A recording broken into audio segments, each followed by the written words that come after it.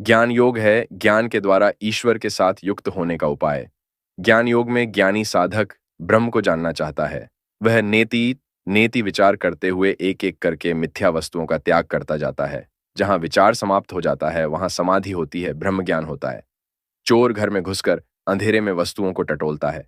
मेज पर हाथ रखा, यह नहीं कहकर छोड़ दिया। फिर शायद कुर्सी पर हाथ रखा, उसे भी यह नहीं कहकर छोड़ दिया। इस तरह यह नहीं नेति नेति करते हुए एक के बाद एक वस्तुओं की छानबीन करते करते अंत में उसका हाथ तिजोरी वाली पेटी पर पड़ जाता है। तब वह यह है इति कह उठता है और वहीं उसकी खोज समाप्त हो जाती है। ब्रह्म का अनुसंधान भी इसी प्रकार है। मैंने देखा है कि विचार के द्वारा जो ज्ञान होता है वह एक किस्म का है और ध्यान के द्वारा जो ज्ञान होता है वह और एक किस्म का। फिर उनके साक्षात्कार से जो होता है वह कुछ और ही है। सबका ज्ञान एक जैसा नहीं होता। व्यक्ति व्यक्ति के ज्ञान में तारतम्य होता है। संसारी जीवों का ज्ञान इतना तेज नहीं होता। वह मानो दीपक का प्रकाश है, उसके द्वारा सिर्फ कमरे में ही उजाला होता है। भक्त का ज्ञान मानो चांदनी है, उससे भीतर और बाहर दोनों दिखाई पड़ता है। परंतु अवतार आदि का ज्ञान मानो सूर्य का प्रकाश है। वे मानो ज्ञान सूर्य हैं, उनके प्रकाश से युगों का संचित अज्ञानांधकार दूर हो जाता है। ज्ञान योग की प्रणाली। मनुष्य स्वयं को पहचानने से भगवान को पहचान सकता है। मैं कौन है? हाथ, पैर, रक्त, मांस, इनमें से मैं कौन है? इस तरह भलीभांति विचार करने पर दिखाई देता है कि मैं नाम की कोई वस्तु है ही नहीं। जिस प्रकार प्याज का छिलका अलग करते जाओ तो छिलका ही छिलका निकलता जाता है, सार भाग कुछ मिलता ही नहीं। उसी प्रकार विचार करने पर मैंपन के नाम से कुछ भी नहीं मिलता। अंत में जो बचता है वही आत्मा या चैतन्य है। मैं, मेरा के दूर हो जाने पर भगवान दर्शन देते हैं। जब तक भगवान वहां वहां अर्थात दूर या बाहर हैं, तब तक अज्ञान है। जब वे यहां यहां अर्थात अंतर में हैं, तभी ज्ञान है। श्री रामकृष्ण अपनी छाती पर हाथ रखकर कहा करते, जिसके लिए भगवान यहां अर्थात हृदय में हैं, उसके लिए वहां अर्थात बाहर भी हैं। जिसके लिए वे यहां नहीं हैं, उसके लिए वहां भी नहीं है। जो उन्हें अपने हृदय मंदिर में देखता है, वह उन्हें जगत मंदिर में भी देखता है। एक आदमी आधी रात को उठा और तमाकू पीने की इच्छा से टिकिया सुलगाने के लिए पड़ोसी के घर जाकर दरवाजा खटखटाने लगा। घर में सभी लोग सो गए थे। काफी देर बाद एक व्यक्ति ने दरवाजा खोला और पूछा, क्यों जी, क्या बात है? इस आदमी ने कहा, तमाकू पीना है, टिकिया सुलगाने के लिए थोड़ी अंगार चाहिए थी। तब पड़ोसी ने कहा, तुम भी बड़े अजीब हो। अंगार के लिए आधी रात को इतनी तकलीफ उठाकर तुम यहां आए, इतना दरवाजा खटखटाया, पर तुम्हारे तो हाथ ही में लालटेन जल रही है। मनुष्य जो पाना चाहता है वह उसके पास ही है, फिर भी वह उसके लिए नाना जगह भटकता फिरता है। विचार दो प्रकार का होता है, अनुलोम और विलोम। अनुलोम मार्ग से विचार करते हुए मनुष्य सृष्टि से सृष्टिकर्ता में, कार्य से कारण में जा पहुंचता है। फिर विलोम मार्ग से विचार शुरू होता है।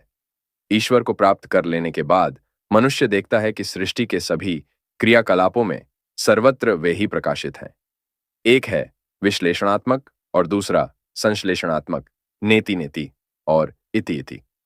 पहला मानो केले के स्तंभ के खोलों को निकालते निकालते मांझे तक आ पहुंचना है, और दूसरा मांझे पर एक के बाद एक खोल की परतें चढ़ाते हुए स्तंभ तक आना। ज्ञान एकत्व की ओर ले जाता है, अज्ञान नानात्व की ओर। श्री रामकृष्ण के एक युवक भक्त एक समय वेदांत शास्त्रों के अध्ययन में अत्यधिक निमग्न हो गए थे। एक दिन उनसे भेंट होने पर श्री रामकृष्ण ने कहा, क्यों जी, सुना कि तुम आजकल खूब वेदांत विचार में लगे हो। बहुत अच्छा, परंतु सब विचार का उद्देश्य तो केवल यही है ना कि ब्रह्म सत्य, जगत मिथ्या, इस सिद्धांत पर पहुंचना, या और कुछ? युवक भक्त ने श्री रामकृष्ण के इस कथन का समर्थन किया। उनके इन शब्दों ने मानो वेदांत पर एक अभिनव प्रकाश डाला। सुनकर भक्त का मन विस्मय से भर गया। उन्होंने विचार किया, सचमुच हृदय में केवल इतनी ही धारणा हो गई तो संपूर्ण वेदांत का ही ज्ञान हो गया। श्री रामकृष्ण कहने लगे, श्रवण, मनन, निदिध्यासन, ब्रह्म सत्य, जगत मिथ्या, इस सत्य को पहले सुना, फिर मनन यानी विचार करते हुए उसे मन में दृढ़ किया। इसके बाद निदिध्यासन अर्थात मिथ्या वस्तु जगत का त्याग कर सत्य वस्तु ब्रह्म के ध्यान में मन को निमग्न किया। यही वेदांत साधना का क्रम है। परंतु इसके विपरीत अगर इस सत्य को सुना, समझा, पर मिथ्या वस्तु को त्यागने का प्रयत्न नहीं किया, तो इससे क्या फायदा?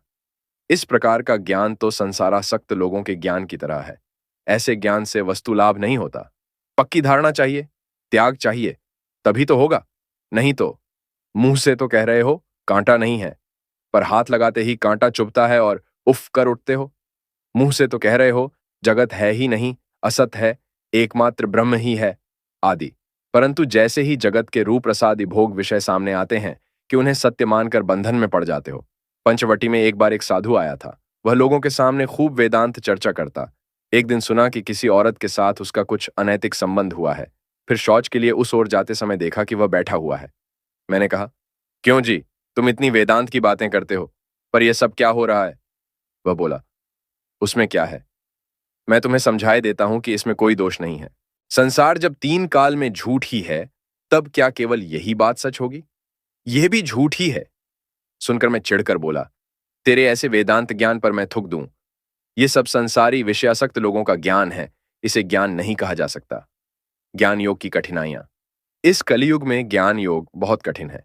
एक तो जीव अन्नगत प्राण है, उसका जीवन पूरी तरह से अन्न पर ही निर्भर है। दूसरे, आयु भी बहुत कम है। फिर देहात्म बुद्धि किसी भी हालत में नहीं जाना चाहती। ज्ञानी का बोध तो यह होना चाहिए कि मैं वही ब्रह्म हूं, नित्य, निर्विशेष। मैं देह नहीं हूं, मैं क्षुधा, तृष्णा, रोग शोक, जन्म मृत्यु, सुख दुख आदि सभी देह धर्मों से परे हूं। अगर रोग शोक आदि शारीरिक धर्मों का बोध रहे तो फिर वह ज्ञानी कैसा? इधर तो कांटा लगकर हाथ कट गया है, धर धर खून बह रहा है, तकलीफ हो रही है, और उधर मुंह से कह रहा है मेरा हाथ कहाँ कटा है, मुझे तो कुछ भी नहीं हुआ। सिर्फ इस तरह बकने से क्या होने वाला है? पहले देहात्म बोध का कांटा ज्ञानाग्नि में जलकर खाक हो जाना चाहिए। ज्ञान लाभ के अधिकारी बहुत ही कम लोग हैं। गीता में कहा है, हजारों लोगों में से कोई एक जन उन्हें जानने की इच्छा रखता है। फिर जो उन्हें जानने की इच्छा रखते हैं, ऐसे हजारों लोगों में से कोई एक उन्हें जान पाता है।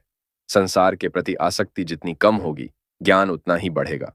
ज्ञान योगी कहता है सोहम, परंतु जब तक देहात्म बुद्धि है, तब तक यह सोहम भाव हानिकारक है। इससे प्रगति नहीं होती, पतन ही होता है। ऐसा व्यक्ति स्वयं को तथा औरों को धोखा देता है। एक दिन रामचंद्र नाम का एक जटाजूटधारी ब्रह्मचारी दक्षिणेश्वर में श्री रामकृष्ण के दर्शन करने आया। वहां बैठकर वह दूसरी कोई बातचीत न कर केवल शिवोहम शिवोहम करने लगा। श्री रामकृष्ण थोड़ी देर चुपचाप देखते रहे, फिर बोल उठे, सिर्फ शिवोहम शिवोहम करने से क्या होगा? जब उस सच्चिदानंद शिव का हृदय में ध्यान करते हुए अपने शिव स्वरूप का बोध होता है, तभी शिवोहम कहा जा सकता है।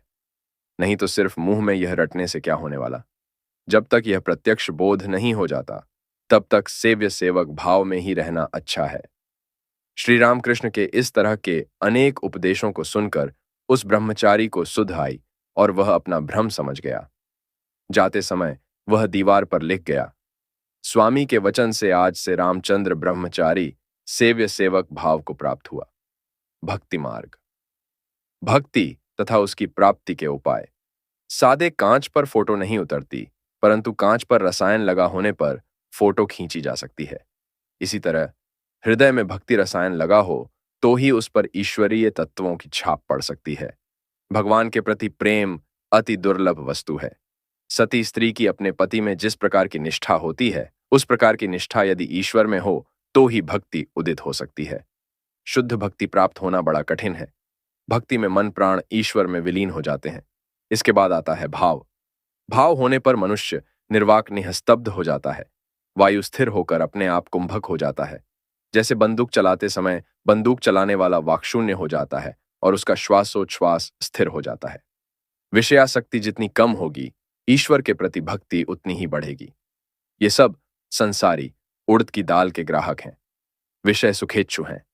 शुद्ध आधार न हो तो ईश्वर के प्रति शुद्ध भक्ति नहीं होती, एक लक्ष्य नहीं होता, मन नाना दिशाओं में भटकता है। घोड़े की आंखों में दोनों ओर से आड़ लगाए बिना घोड़ा क्या कभी आगे बढ़ता है? रिपुओं को वश में लाए बिना क्या कभी ईश्वर प्राप्त हो सकते हैं? इसे विचार मार्ग ज्ञान योग कहते हैं। इस रास्ते से भी ईश्वर प्राप्ति होती है। ज्ञान मार्गी कहते हैं, पहले चित्त शुद्ध होना चाहिए, पहले साधना चाहिए, तभी ज्ञान लाभ होता है। और एक मार्ग है भक्ति मार्ग। इस मार्ग से भी ईश्वर मिलते हैं। एक बार यदि ईश्वर के चरण कमलों में भक्ति हो जाए, उनका नाम लेने में आनंद आने लगे, तो फिर प्रयत्नपूर्वक इंद्रिय संयम करने की आवश्यकता ही कहाँ रह जाती है। तब तो रिपु अपने आप वश में आ जाते हैं। अगर किसी को पुत्र शोक हुआ हो, तो क्या वह उस दिन किसी से झगड़ सकता है, या निमंत्रण में भोजन करने जा सकता है? क्या उस दिन वह लोगों के सामने गर्व कर सकता है, या इंद्रिय सुख भोग सकता है? जो व्यक्ति भगवत प्रेम में मग्न हो गया है, वह विषय सुख का चिंतन नहीं कर सकता। श्रीमती राधा। जैसे जैसे श्री कृष्ण के निकट अग्रसर होती, वैसे वैसे उन्हें श्री कृष्ण की देह की सुगंध का अनुभव होता। साधक ईश्वर के जितने समीप जाता है, उसमें उतनी ही भाव भक्ति का उदय होता है। नदी सागर के जितने निकट जाती है, उसमें ज्वार भाटा उतना ही अधिक दिखाई देने लगता है। एक बार श्री रामकृष्ण देव ने उपासना के प्रसंग में केशव तथा उनके ब्राह्म अनुयायियों से कहा था, तुम लोग ईश्वर के संबंध में इतना अधिक क्यों कहा करते हो? क्या पुत्र अपने पिता के सम्मुख होकर बैठकर यही सोचा करते हैं कि मेरे बाबूजी के कितने मकान हैं, कितने घोड़े, कितनी गायें हैं, कितने बाग बगीचे हैं, या पिताजी उसके कितने अपने हैं, वे उसे कितना प्यार करते हैं, यह सोचकर मुग्ध होता है। बाप अपने बेटे को खाने पहनने को दे, सुख चैन में रखे, तो इसमें खास क्या है? हम लोग सभी उसकी संतान हैं, अतएव वे हमारे प्रति इस प्रकार का सदैव बर्ताव करेंगे ही, इसमें आश्चर्य क्या है? इसलिए जो यथार्थ भक्त होता है, वह इन सब बातों को न सोच, उन्हें अपना मानकर उनसे हट करता है, मान करता है, जोर के साथ उनसे कहता है, तुम्हें मेरी प्रार्थना पूरी करनी ही पड़ेगी, मुझे दर्शन देने ही होंगे। उनके ऐश्वर्य का इतना अधिक विचार करने से उन्हें अपने निकट आत्मीय के रूप में नहीं सोचा जा सकता, उन पर जोर नहीं चलाया जा सकता। तब वे कितने महान हैं, हमसे कितनी दूर हैं, इस तरह का भाव आ जाता है। उन्हें खूब अपना मानो, तभी तो उन्हें पा सकोगे। किसी एक भाव को पक्का पकड़कर उसके सहारे ईश्वर को अपना बना लेना होगा, तभी ना उनके ऊपर जोर चल सकेगा। देखो ना, पहले पहल जब नई पहचान होती है, तब लोग आप कहाँ करते हैं, पर ज्यों ही पहचान बढ़ी कि तुम शुरू हो जाता है, फिर और आप मुंह से नहीं निकलता, और संबंध जब अधिक घनिष्ठ हो जाता है, तो तुमसे भी काम नहीं चलता, तब तो तू आ जाता है। ईश्वर को अपने से भी अपना बना लेना होगा, तभी तो होगा। जैसे बदचलन औरत जब पहले पहल पराये पुरुष से प्रेम करने लगती है, तब कितना लुकाती छिपाती है, कितना डरती सहमती और लजाती है, पर जब प्रीत बढ़ उठती है, तब यह सब कुछ नहीं रह जाता। तब सीधे उसका हाथ पकड़कर सबके सामने कुल छोड़कर बाहर आ खड़ी होती है। फिर यदि वह आदमी उसकी भली भांति देखभाल न करे या उसे छोड़ देना चाहे, तो वह उसका गला पकड़कर खींचते हुए कहती है, तेरे लिए मैं घर बार छोड़कर रास्ते पर आ खड़ी हुई, अब तू मुझे खाने को रोटी देगा या नहीं, बोल। इसी प्रकार जिसने भगवान के लिए सब कुछ छोड़ दिया है, उनको अपना बना लिया है, वह उन पर जोर लगाकर कह सकता है, तेरे लिए मैंने सब कुछ छोड़ा, अब मुझे दर्शन देगा कि नहीं, बोल। भक्ति तथा जागतिक प्रेम। माता जब बूढ़ी हो गई, तो उसने सोचा कि अब घर गृहस्थी से छुट्टी लेकर वृंदावन जाकर जीवन संध्या वहीं शांति से बिताई जाए। उसने श्री रामकृष्ण के सामने अपनी यह इच्छा व्यक्त की, परंतु श्री रामकृष्ण उसके मन की स्थिति को भलीभांति जानते थे। उन्होंने उसके प्रस्ताव को सम्मति न देते हुए कहा, तुम्हें अपने नातिन से बहुत प्यार है, तुम जहां भी जाओ, नातिन की याद तुम्हें बेचैन किया करेगी। तुम चाहो तो वृंदावन जाकर रह सकती हो, पर तुम्हारा मन सदा घर ही के ऊपर पड़ा रहेगा। इसके बजाय अगर तुम अपनी नातिन को श्री राधिका जी की दृष्टि से देखते हुए प्रेम करने लगो, तो वृंदावनवास का सारा पुण्य तुम्हें घर बैठे अपने आप प्राप्त होगा। उसका चाहे जितना लाड़ दुलार करो, जी भरकर खिलाओ पिलाओ, पर मन में सदा यही भाव रखो कि तुम वृंदावनाधीश्वरी राधिका की पूजा सेवा कर रही हो।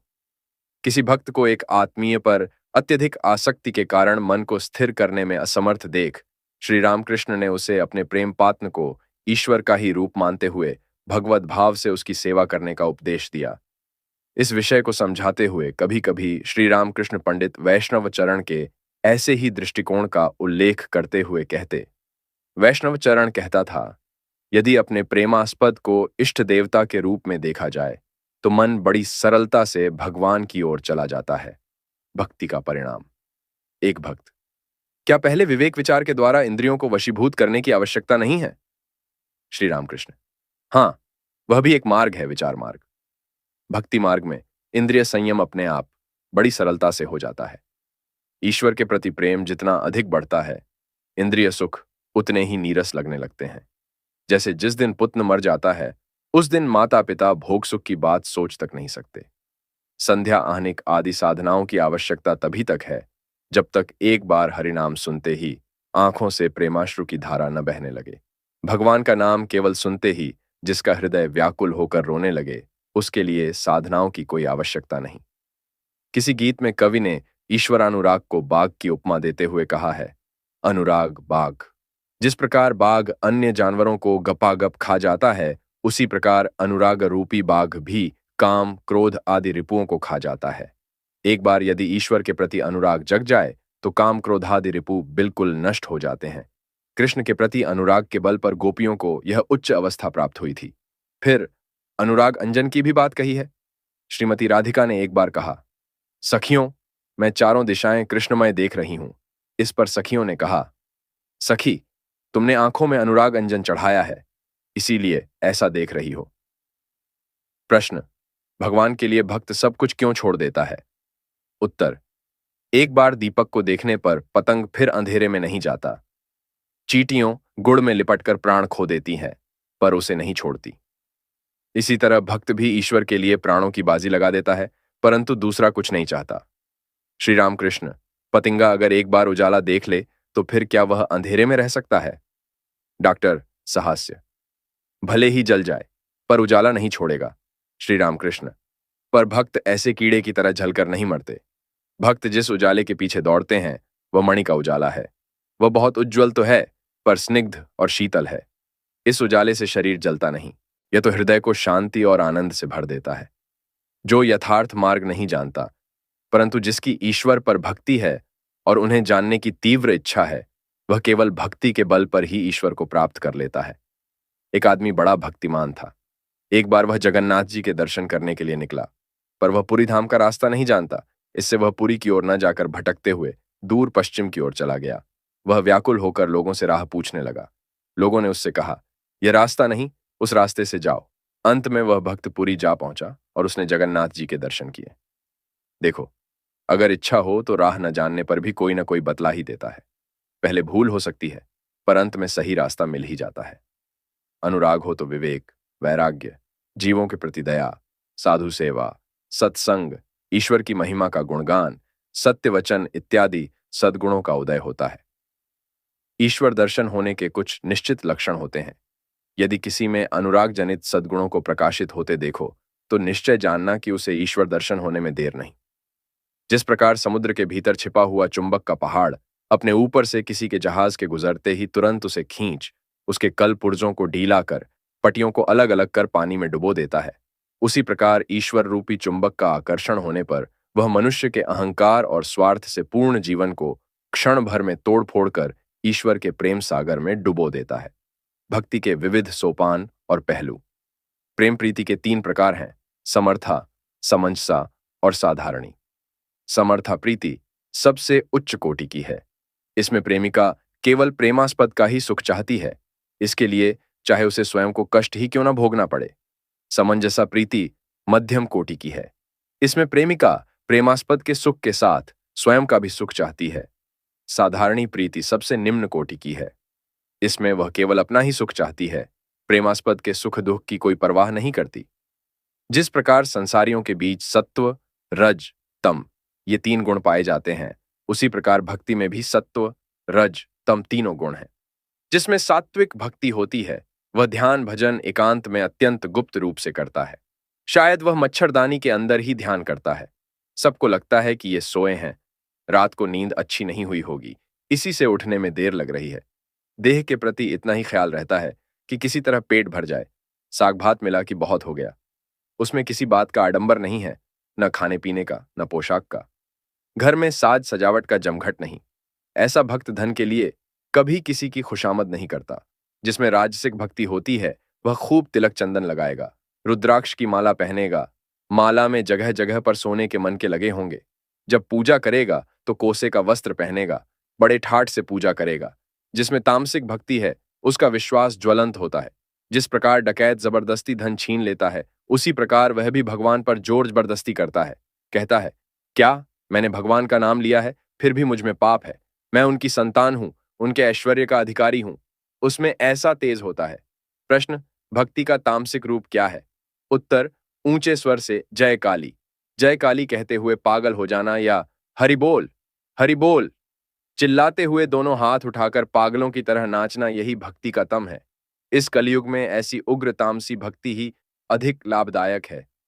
मंद मध्यम जप ध्यान की बजाय इस तरह की तीव्र भक्ति से अधिक शीघ्र फल मिलता है।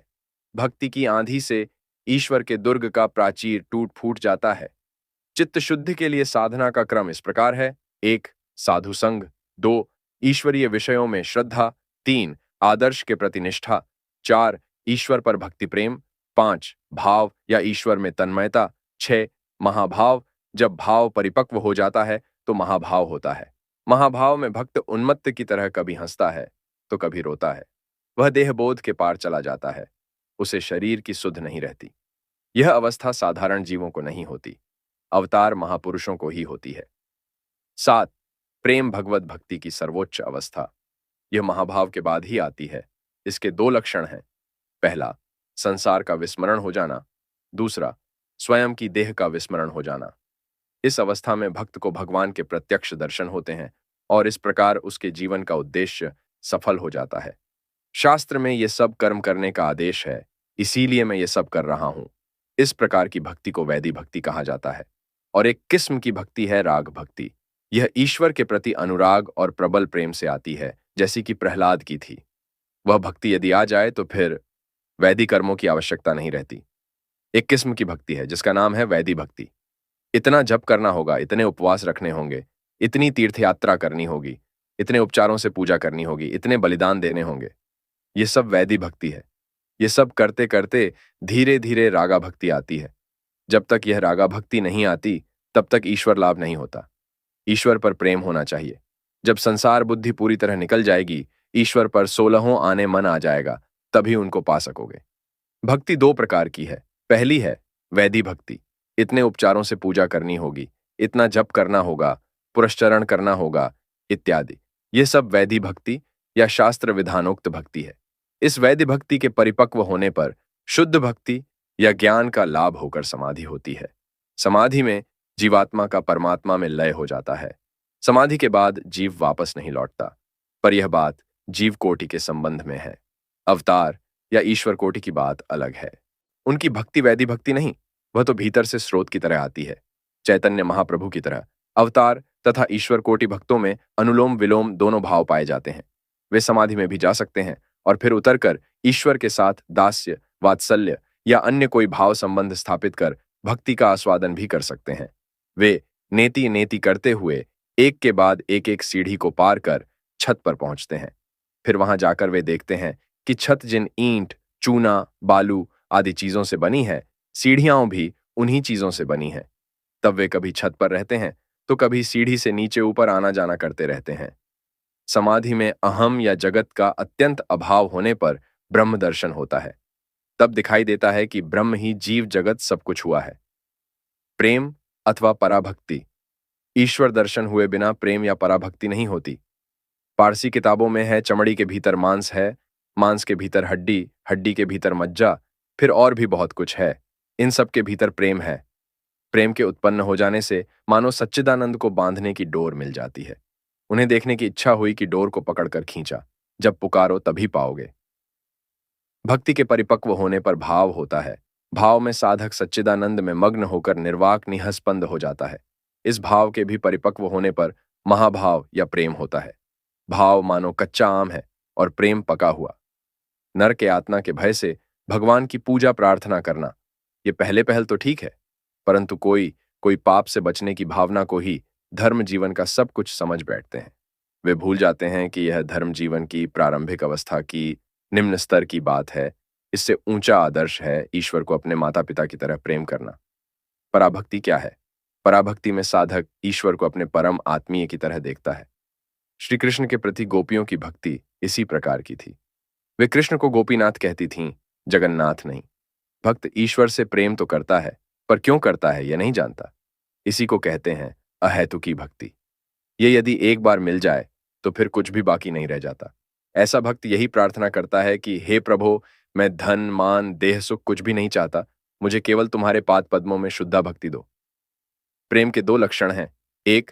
बाह्य जगत का विस्मरण हो जाना, दूसरा स्वयं की देह का विस्मृत हो जाना। इस प्रेमा भक्ति में 2 बातें हैं, अहंता और ममता। अहंता यानी मैंपन, यशोदा सोचा करती, अगर मैं न देखूं तो गोपाल की ओर कौन देखेगा? ऐसे में गोपाल बीमार पड़ जाएगा। कृष्ण के विषय में यशोदा को ईश्वर बोध नहीं था, और ममता यानी मेरापन, मेरा गोपाल, यह भाव। उद्धव ने यशोदा से कहा, मैया, तुम्हारे कृष्ण साक्षात भगवान हैं। वे जगत चिंतामणि हैं, वे साधारण नहीं। इस पर यशोदा बोली, अजी, मैं तुम्हारे चिंतामणि की बात नहीं करती। मैं पूछ रही हूं कि मेरा गोपाल कैसा है, चिंतामणि नहीं, मेरा गोपाल। प्रेमा भक्ति बहुत कम लोगों को होती है।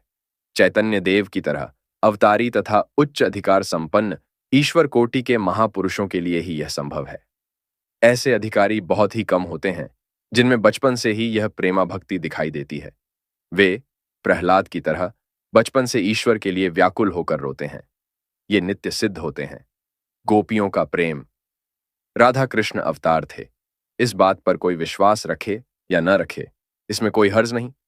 ईश्वर के नर रूप धारण कर अवतार लेने पर कोई विश्वास रखे या न रखे, परंतु ईश्वर के प्रति तीव्र अनुराग के लिए सभी को प्रयत्न करना चाहिए। यह अनुराग अत्यंत आवश्यक है।